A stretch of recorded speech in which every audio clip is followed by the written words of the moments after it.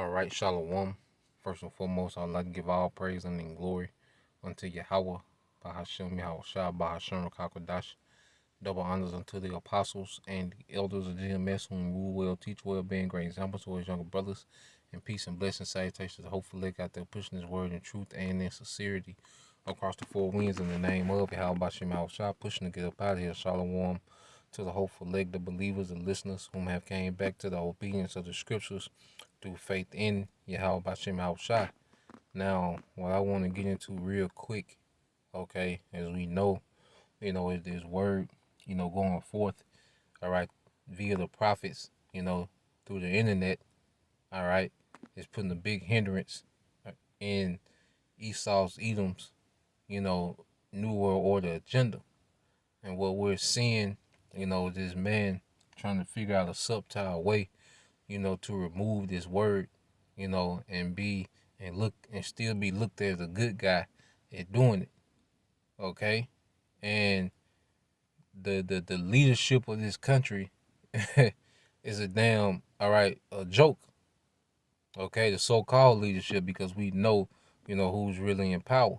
But this woman, okay, Nina, all right, Jankowicz.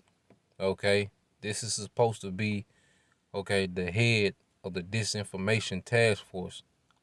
Okay, and I'm gonna play this quick clip and just let you see, okay, what a joke Esau Edom is becoming, man. Okay, now this is supposed to be the head of disinformation task force, which ultimately the aim is to remove the prophets. Okay, and ultimately anything that goes against their new world order satanic agenda, man. Okay. Information laundering is really quite ferocious. It's when a huckster takes some lies and makes them sound precocious by saying them in Congress or a mainstream outlet. So disinformation's origins are slightly less atrocious. Just by saying them in Congress or a mainstream outlet. So disinformation's origins are slightly less atrocious.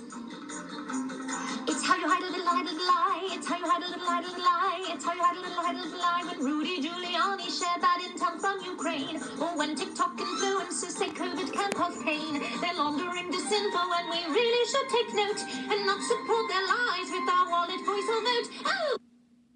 So this is the point of the show. We're going to say we're kidding, we're making all of this up. It's not really happening in the country you were born in, but it is happening.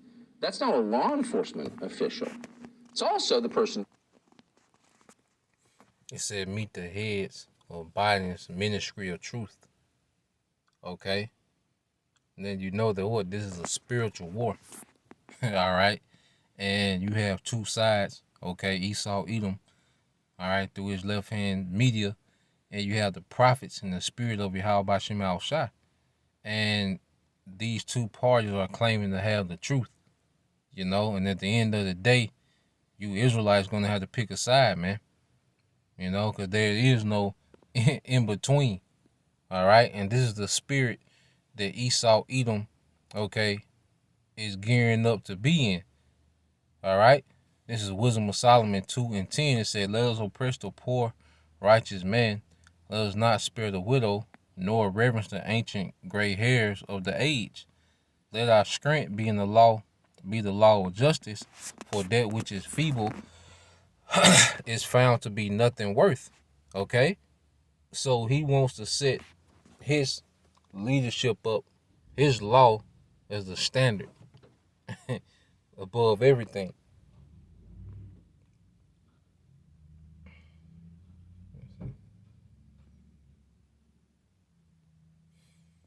He wants to set up his law, okay, as a standard above everything, even the Bible.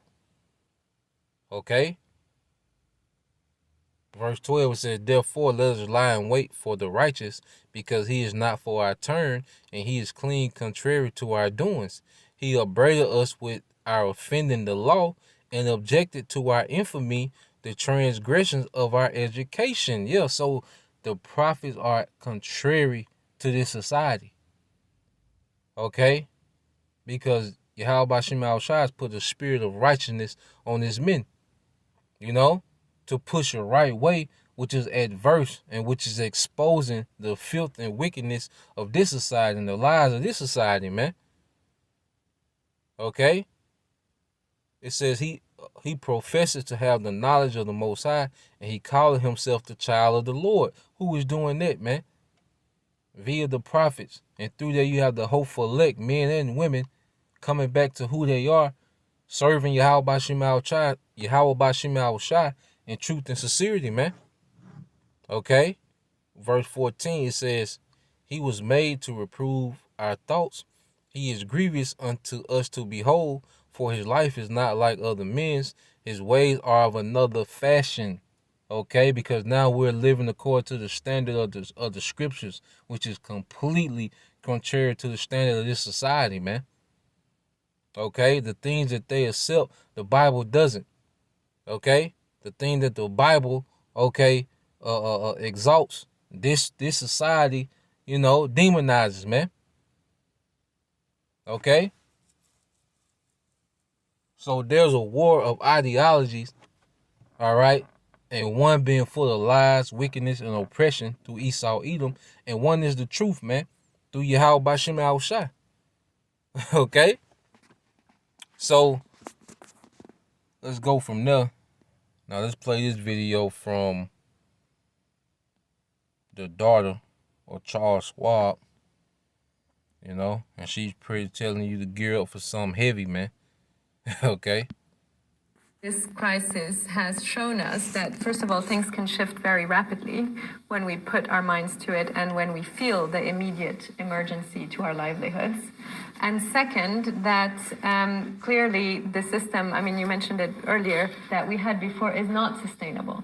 So I see it as a tremendous opportunity to have this great reset and to use this huge flows, of money, to use the increased levers that policymakers have today in a way that was not possible before, to create a change that is not incremental, but that we can look back and we can say this is.